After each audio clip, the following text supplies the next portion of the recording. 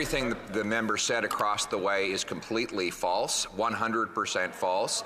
And this from a government, by the way, who has presided over a 100% increase in lobbying activities. Why? Because lobbyists have come to know that you don't get, in business today, you don't get rich by having the best product. You get rich by having the best lobbyists. You don't get ahead by pleasing customers, but by pleasing politicians. This big government has left for poor people. What we want is precisely the opposite. We will slash the consultants and the lobbying sector, and we will unleash the productive forces of our working class people, our factories, our farms, our forestry, our fisheries, the people who do the real work in this country. And it starts by axing the tax, building the homes, fixing the budget, and stopping the crime.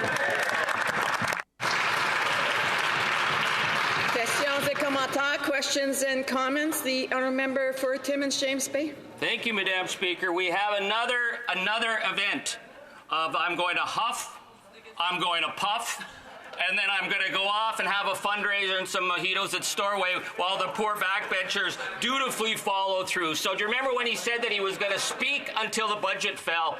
And that was about 3 hours, then he left. And remember when we had to vote all the way to Christmas? And the only time we ever saw him in the House was to vote against Ukraine. So we had 9 confidence votes on Monday. He was hiding behind the screen. Tonight we will have votes. So here's the question.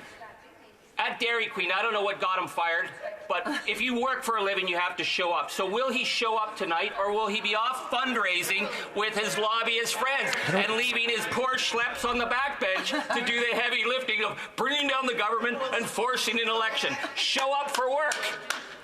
So this has been happening in the previous question and in the previous answer as well. So I just want to remind members, if they are not recognized, they shouldn't be speaking, and it is very disrespectful to do so.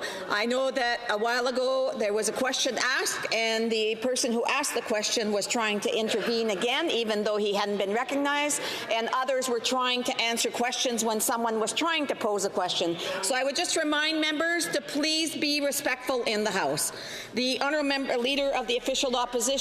Order, order. Showing up for work means showing up for the people you work for. And I have to say, I've been more in his riding in the last 2 years than he has. I've been on the ground in Timmins, and they say in Timmins, they say he should be in the witness protection program.